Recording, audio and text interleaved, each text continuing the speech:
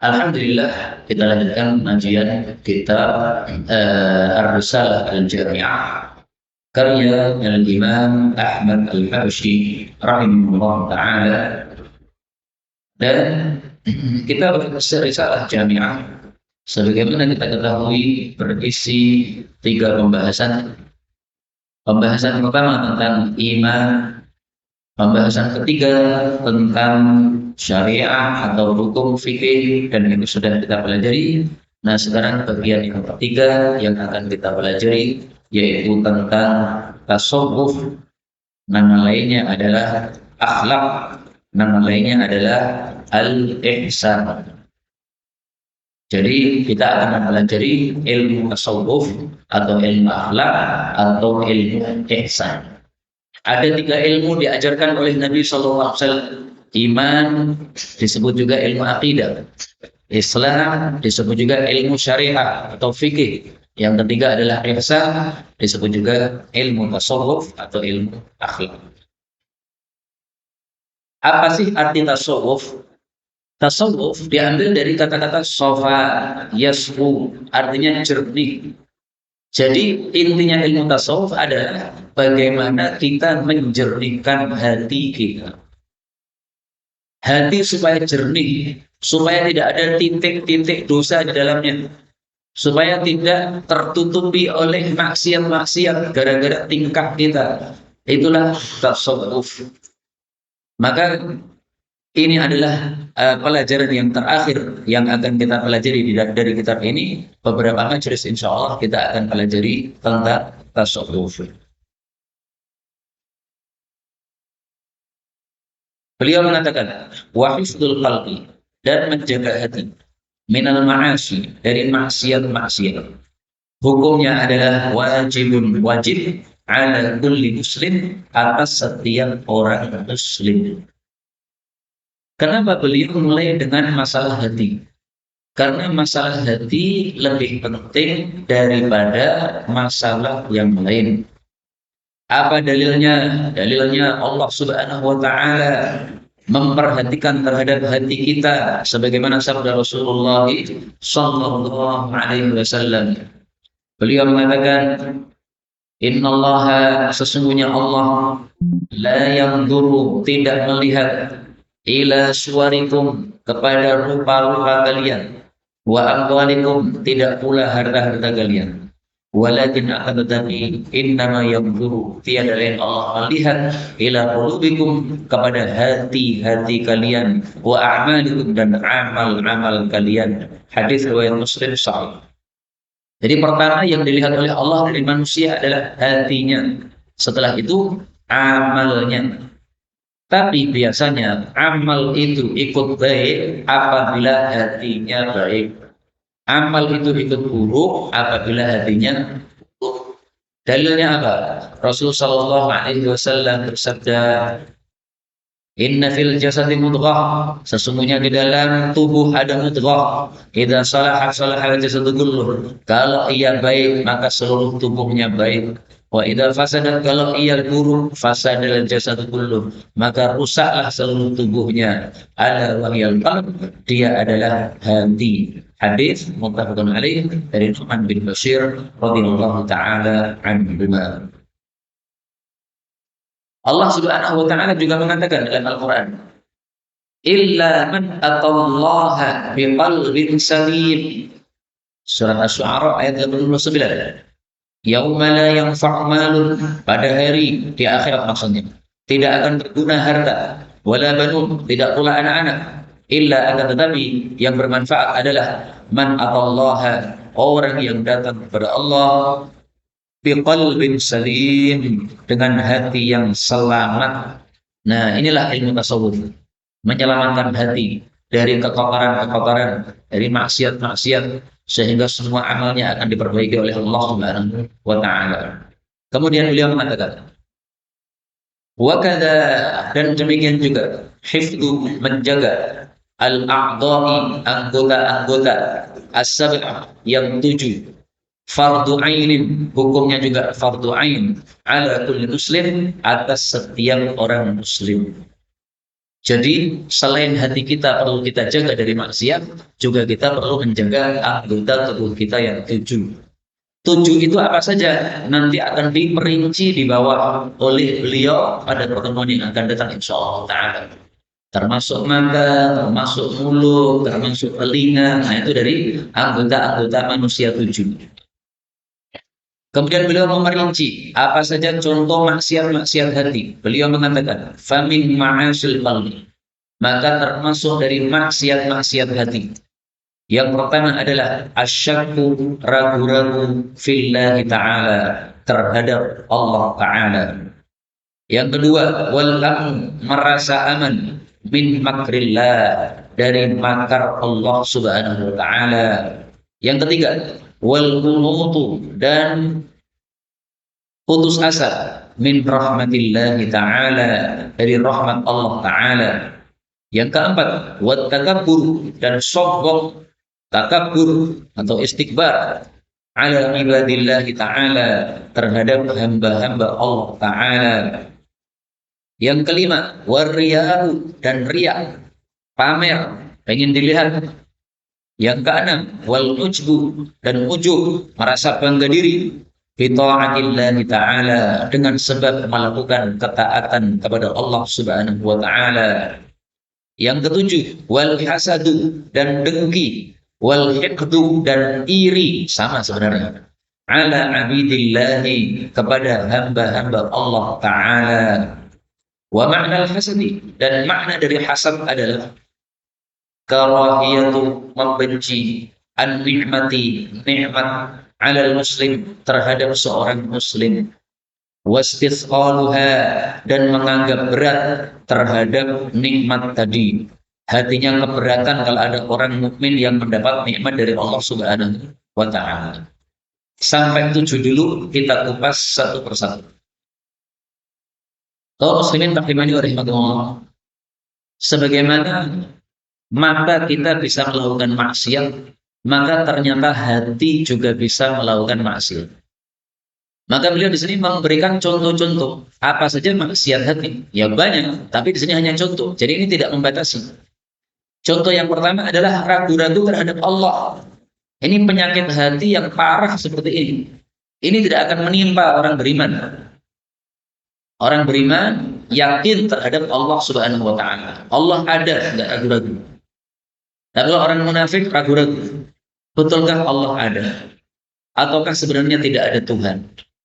Jadi manusia dibagi 3. Ada yang mukmin yakin Allah ada. Ada yang kafir yakin Allah tidak ada. Ada yang munafik ragu-ragu. Apakah Allah ada ataukah tidak? Maka penyakit ini nomor 1, ini penyakitnya orang-orang munafik. Allah Subhanahu wa taala mengatakan, "Afillahi syakkun." Apakah dalam masalah Allah ada keraguan? Disebutkan pada surat Ibrahim ayat 10. Qala rusuluhum, berkata para rasul-rasul kepada kepada umat mereka, "Afillahi syakkun." Apakah tentang Allah ada keraguan?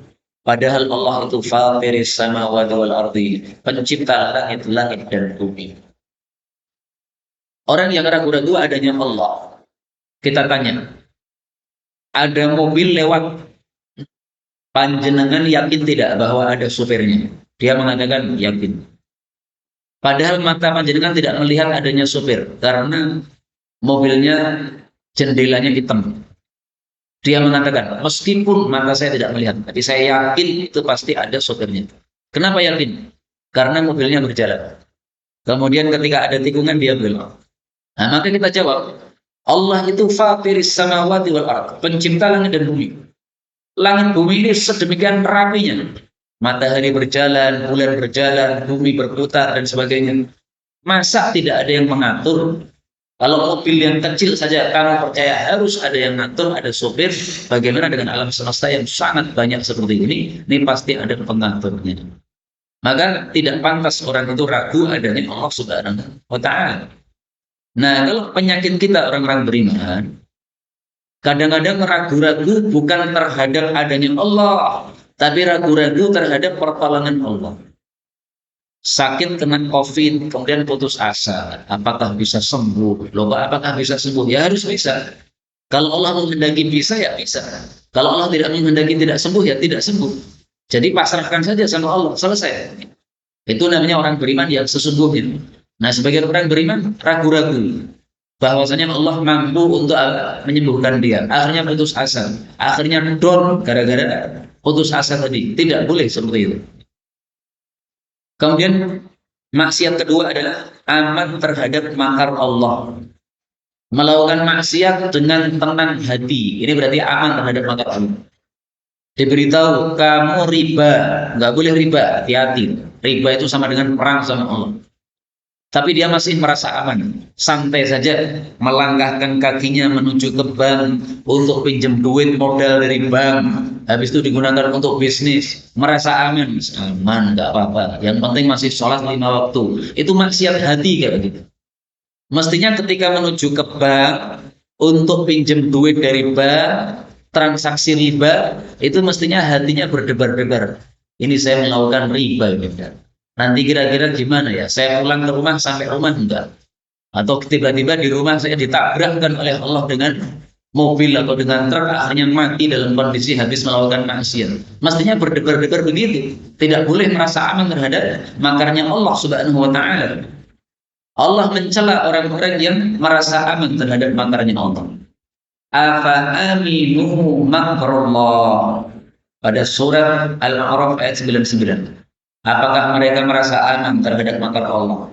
Fala ya'manu makrullah. Tidak akan merasa aman terhadap makar Allah illal qaumul khasirun. Kecuali kaum yang rugi. Berarti haram hukumnya merasa aman terhadap makar Allah. Seorang muslim melakukan maksiat, hatinya berdebar-debar. Kenapa? Karena hatinya masih baik. Tetapi kalau sudah tidak baik lagi hatinya, pasti dia merasa aman, nggak peduli terhadap apa yang dia lakukan. Kemudian maksiat ketiga, putus asa dari rahmat Allah. Ini termasuk dosa besar. Dalilnya apa? Sabda Nabi Shallallahu Alaihi Wasallam. Rasul Shallallahu Alaihi Wasallam bersabda, "Salasatun la tas'al anhu." 3 orang tidak usah tanya tentang mereka. Maksudnya pasti dosanya besar, pasti siksanya dahsyat. Yang pertama, orang yang mencabut sarungnya Allah. Yang kedua, orang yang mencabut selendangnya Allah.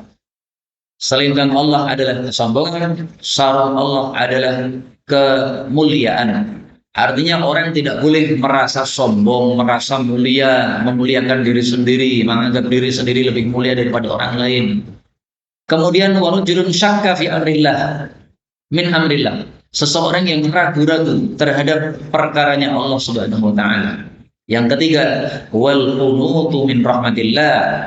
Putus asa dari rahmat Allah Subhanahu wa taala. Hadis riwayat Abu Ya'la, derajatnya sahih. Rasulullah juga mengatakan al-kabair, dosa-dosa besar adalah asyirku billah, syirik kepada Allah. Wal iyasu min rahmatillah, putus asa dari rahmat Allah. Wal qunutu min rahmatillah, dan putus asa dari rahmat Allah. Hadis riwayat Bazzar. Iyas putus asa, qunut putus asa, sama. Disebutkan 2 kali, berarti menunjukkan dahsyatnya hal ini.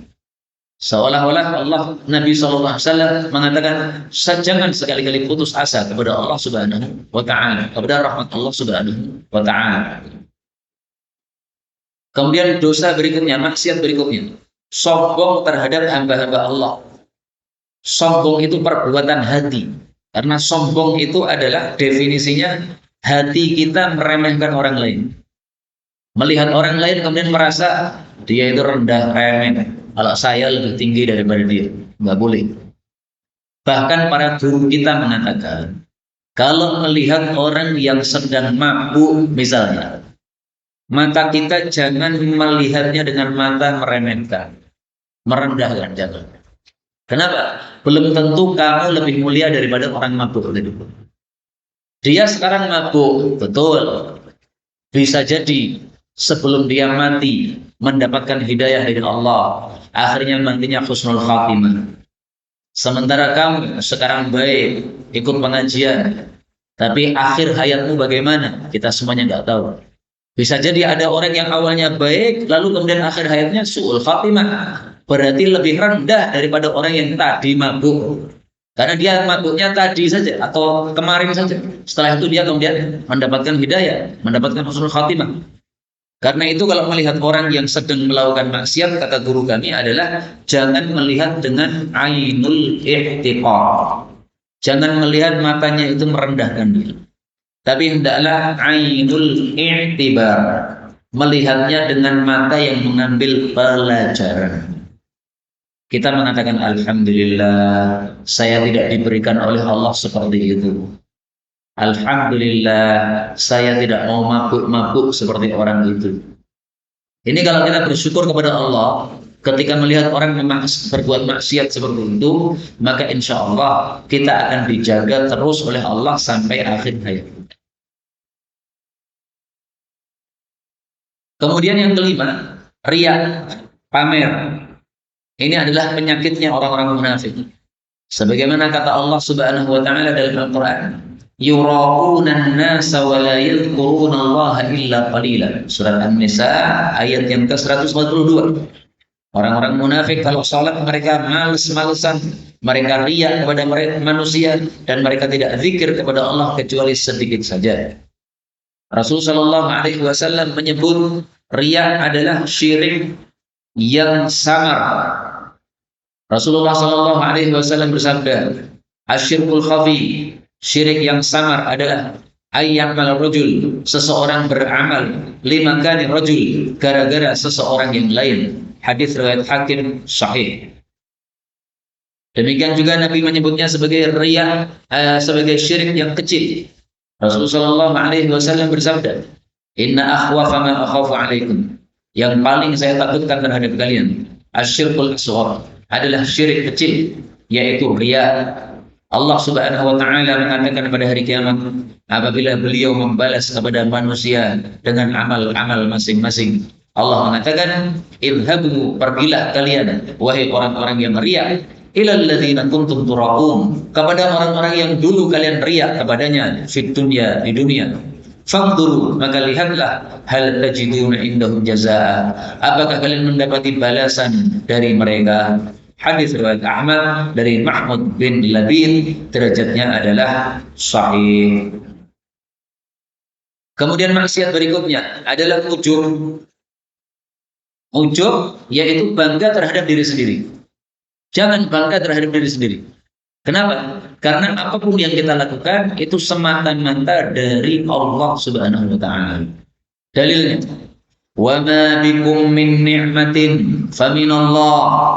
Apapun nikmat yang ada pada kalian, maka itu semata-mata dari Allah Subhanahu wa taala. Surat An-Nahl ayat 53. Wa ma bikum min ni'mah, apapun yang ada pada kalian berupa nikmat, faminallah, maka itu semuanya dari Allah.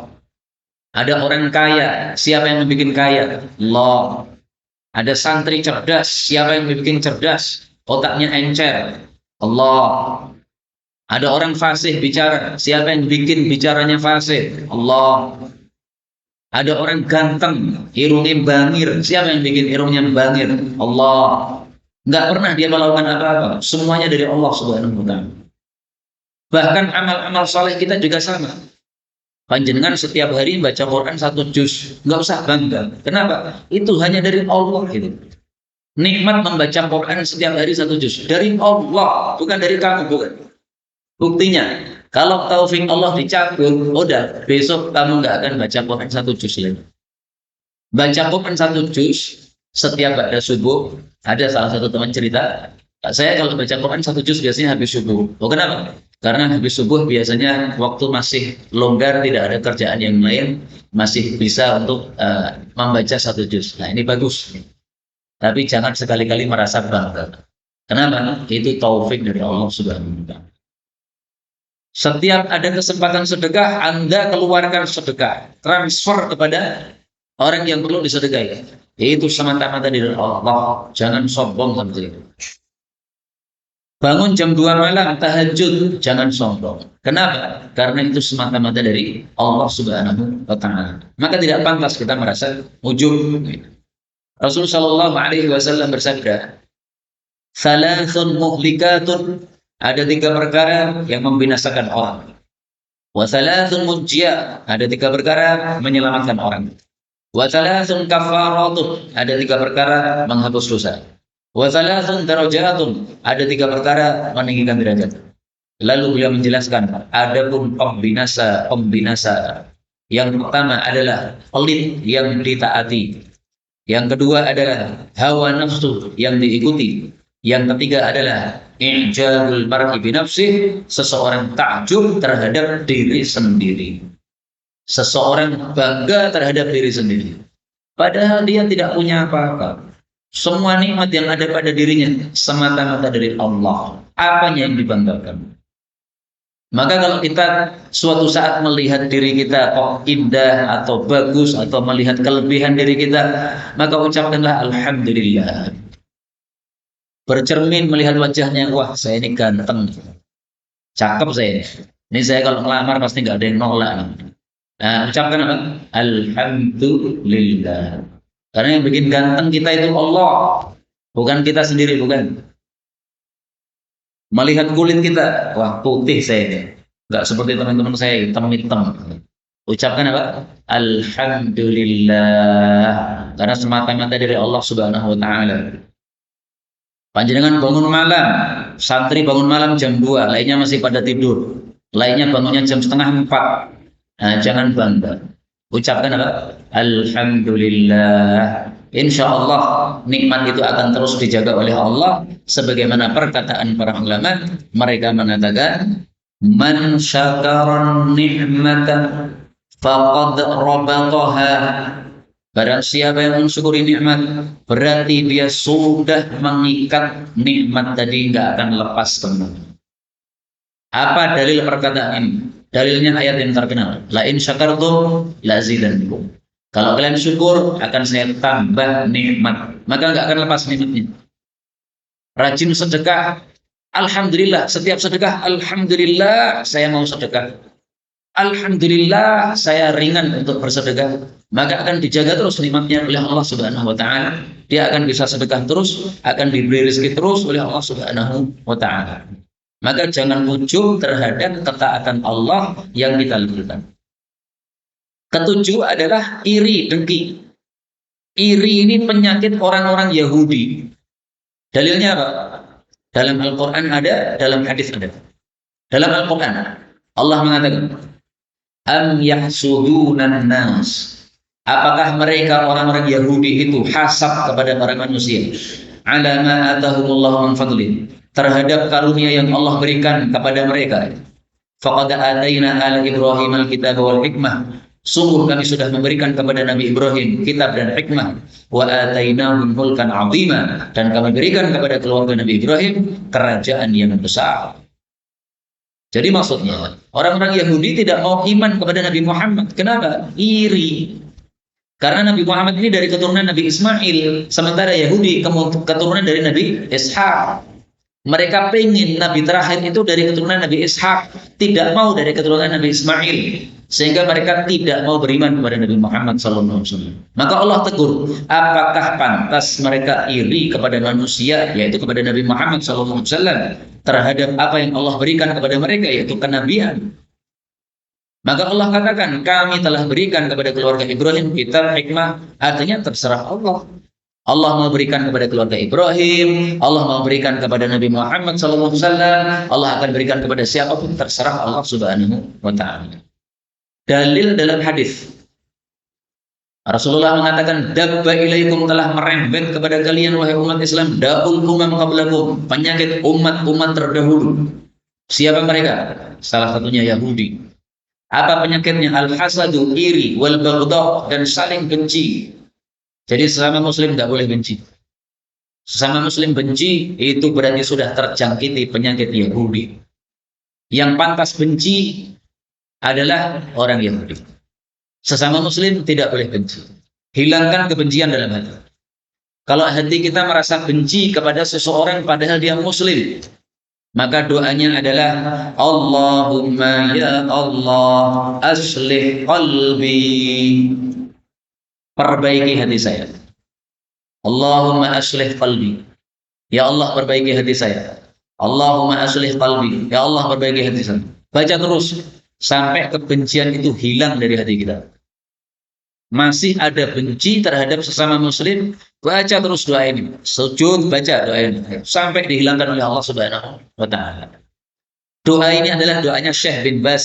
Beliau paling sering membaca doa Allahumma aslih qalbi. Atau kita membaca doa yang diajarkan dalam Al-Qur'an. Ini lebih panjang tapi juga gampang karena rata-rata kita sudah pernah mendengar. Rabbana ighfir lana wa li ikhwanina alladhina sabaquna bil iman wa la taj'al fi qulubina ghillan lil ladzina amanu rabbana innaka ra'ufur rahim. Ada seseorang cerita kepada saya kalau sedang benci sama suami karena dimarahi misalnya, istri dimarahi suami, akhirnya hatinya kan dongkol kan. Padahal suaminya itu adalah seorang muslim, saudaranya sendiri, saudara seagama. Maka dia katakan, saya membaca doa ini. Wala taj'al fi qulubina ghillan lil ladzina amanu. Janganlah engkau letakkan dalam hati kami dengki terhadap orang-orang yang beriman. Ghillan itu bisa diartikan dengki atau penyakit-penyakit hati yang lain.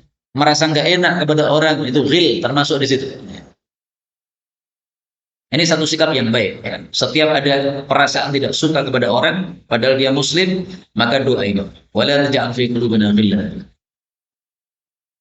Kemudian beliau menjelaskan apa makna hasad, yaitu membenci kalau ada nikmat datang kepada seorang muslim. Itu yang dimaksud dengki itu seperti itu. Adapun kalau kita pengen mendapatkan nikmat seperti nikmat dia, nggak ada masalah. Teman satu SD, kemudian dia kaya raya, kemana-mana dia bawa mobil, kita masih naik sepeda ontel. Nah, kita menginginkan, wah saya juga pengen kok dia. Apakah seperti itu boleh atau tidak? Boleh. Itu bukan dengki namanya. Dengki itu gimana? Kita pengen menguasai nikmat tersebut yang dia bawa. Kita pengen nikmat yang dia bawa tadi hilang dari dia. Nah, itu dengki. Tapi kalau kita tidak merasa seperti itu, hanya pengen yang semisal dia. Dia punya mobil, kita pengen semisal itu. Berarti kita punya mobil juga.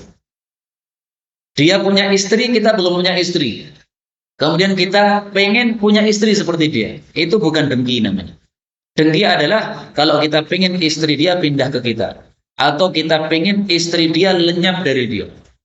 Sehingga kalau dia mendapatkan musibah, istrinya mati, senangnya bukan main. Alhamdulillah. Nah, itu namanya dengki. Tapi kalau ingin seperti orang lain, itu namanya ghibtah. Ghibtah. Ghibtah tidak masalah, nggak dilarang. Rasulullah mengatakan, la hasada illa fitnatain. Tidak ada dengki kecuali dalam dua hal. Maksudnya, tidak ada ghibtah yang sempurna kecuali dalam dua hal. Apa itu ghibtah yang sempurna? Yang pertama, kita ghibtah kepada seseorang yang diberi oleh Allah Al-Quran, lalu dia berdiri membaca Quran siang malam. Kemudian yang kedua, ghibtah kepada seseorang yang diberi oleh Allah harta yang banyak, lalu dia infak terus menerus siang malam. Nah, itu ghibtah yang paling sempurna itu. Adapun kalau teman kita punya bisnis kemudian hasilnya besar, ghibtah terhadap dia boleh nggak? Boleh, tapi bukan ghibtah yang sempurna. Kenapa? Itu hanya ghibtah dunia saja. Kalau ini kan ghibtah akhirat nih. Saya lihat teman saya itu setiap hari baca Quran. Nggak tahu tuh berapa juz dia baca itu. Kayaknya 5 juzan itu. Nah, melihat begitu kita pengen seperti dia. Itu ghibtah yang sempurna, yang bagus. Dipuji oleh Nabi SAW. Maka maksudnya tidak ada hasad, artinya tidak ada ghibtah. Maksudnya tidak ada ghibtah yang baik atau yang sempurna kecuali dua ini. Atau ada pun ghibtah yang lain, terutama ghibtah masalah dunia, itu ghibtah yang biasa, bukan ghibtah yang sempurna. Kita lihat teman kita, anak-anaknya banyak dan anaknya cakep-cakep.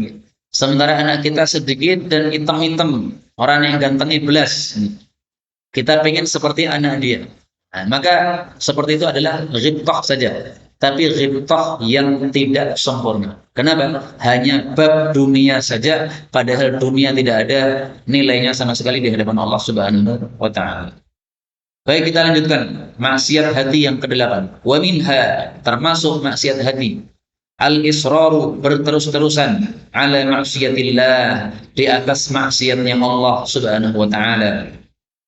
Yang kesembilan, wal bukhlu, dan pelit bima aujaballahu taala, terhadap apa yang Allah wajibkan. Yang kesepuluh, wasu'udz dzanni, dan buruk prasangka billahi, kepada Allah taala, wa bi khalqillah, juga kepada makhluknya Allah Subhanahu wa taala. Yang ke-11, wat tasghir, dan mengecilkan, merendahkan, lima azzanallah, terhadap sesuatu yang Allah agungkan, min ta'atin, baik berupa ketaatan, au maksiatin, atau berupa maksiat, au Qur'anin, atau Al-Qur'an, au ilmin, atau suatu ilmu, au jannatin, atau surga, au narin, atau neraka. Kaum muslimin rahimani rahimakumullah, ini contoh-contoh maksiat hati yang lain.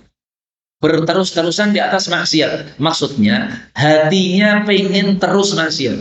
Ini maksiat hati ini. Melakukan maksiat, kemudian ada niatan, ini saya akan lakukan terus seperti ini. Berbeda dengan orang yang kadang-kadang terjerumus dalam maksiat, tapi kemudian setelah itu menyesal. Dia pengen, wah sebenarnya saya nggak mau kayak begini, tapi ini pas keceklon lagi. Habis itu dia kemudian memperbaiki amal dia. Dengan sedekah misalnya, atau dengan memperbanyak tahajud misalnya, atau dengan membaca Quran 5 juz misalnya setelah melakukan maksiat. Ini orang masih baik kayak begini. Tapi kalau ini, nomor 8 ini, israr, berterus-terusan, artinya hatinya niat ingin melakukan terus. Wah besok saya akan lagi, wah besok saya akan lagi, besok saya akan lagi. Niatnya dilakukan terus. Nah itu maksiat hati, nggak boleh. Yang ke-9, bakhil terhadap apa yang Allah wajibkan. Ada orang datang ke rumah kita, kelihatannya lapar dia, minta, Pak minta, kelaparan saya belum makan. Tidak mau ngasih duit, padahal kita mampu memberikan dia duit untuk dia beli nasi. Itu berarti bakhil terhadap apa yang Allah wajibkan. Su'udzon kepada Allah Subhanahu wa taala, su'udzon kepada makhluknya Allah Subhanahu wa taala, tidak boleh. Disebutkan dalam Al-Qur'an, ijtanibu katsiran minadh-dhann, wahai orang-orang yang beriman, jauhilah banyak dari persangkaan. Inna ba'dadh-dhanni itsmun, sebagian persangkaan adalah dosa. Persangkaan apa yang dosa? Persangkaan yang dosa adalah persangkaan buruk, padahal tidak ada tanda-tanda buruk. Itu persangkaan yang dosa.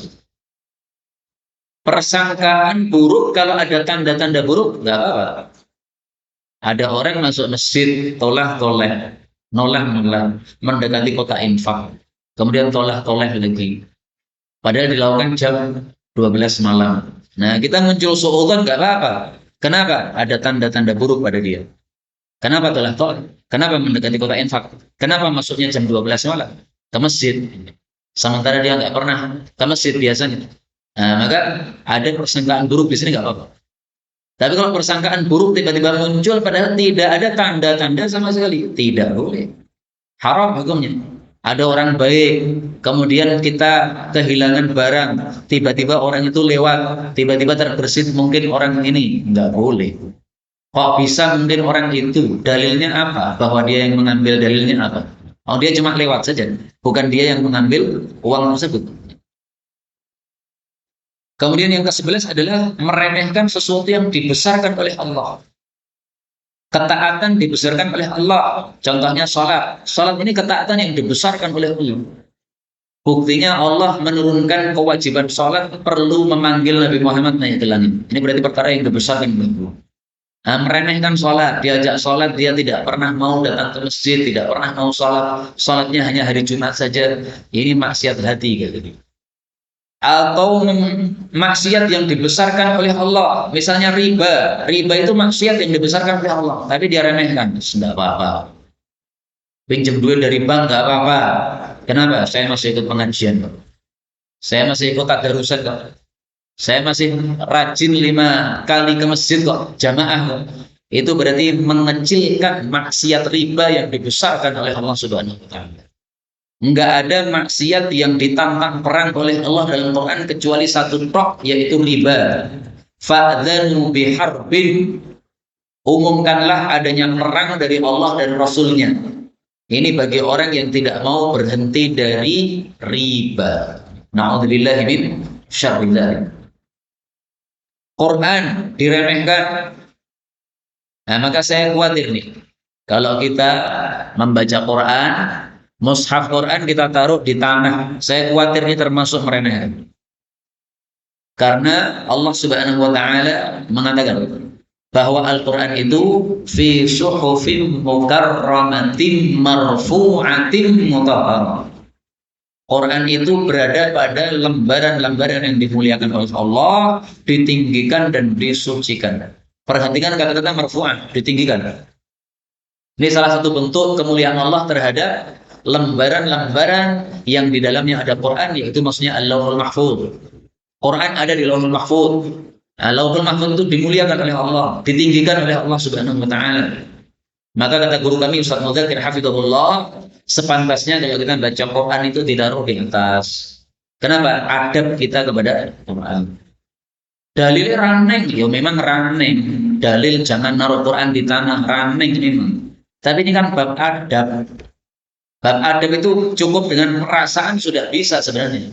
Memper Quran. Ada orang tua tidur di masjid. Kemudian kita yang masih muda berjalan melangkai orang tua tadi. Enggak apa-apa, dia tidur nggak lihat saya. Orang yang dalili haram melangkai orang tidur, ya memang orang yang dalili, tapi apa yang pantas. Oh, dia nggak tahu kok bahwa saya lewati, bahwa dia saya lewati. Iya, dia nggak tahu, tapi kan orang lain tahu. Malaikat kan tahu.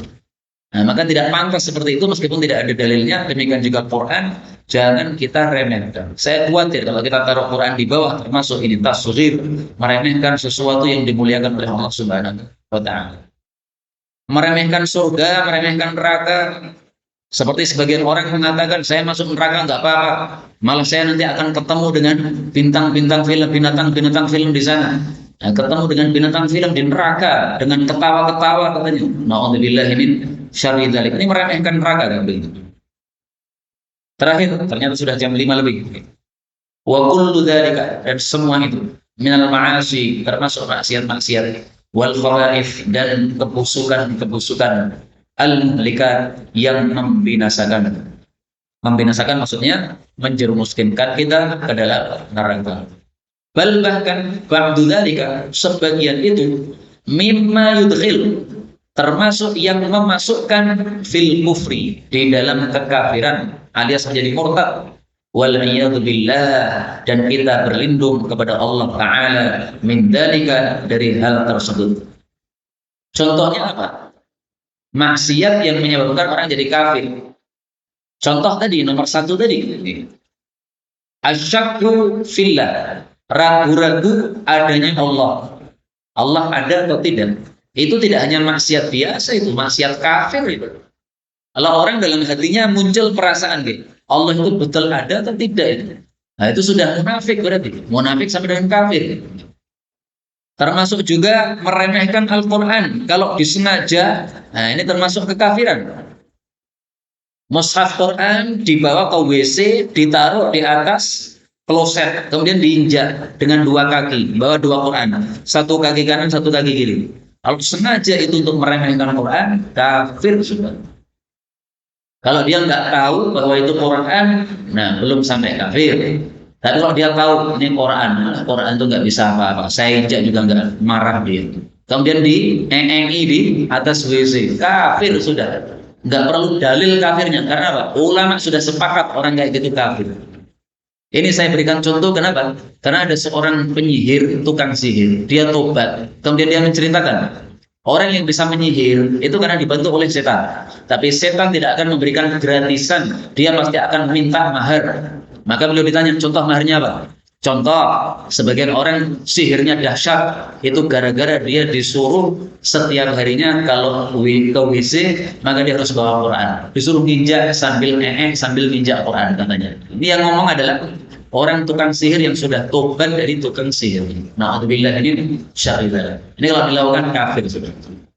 Inilah kaum muslimin rahimani wa rahimakumullah yang dapat kita pelajari benarnya dari Allah. Kalau ada salahnya, astagfirullahaladzim. Walhamdulillahirabbil alamin.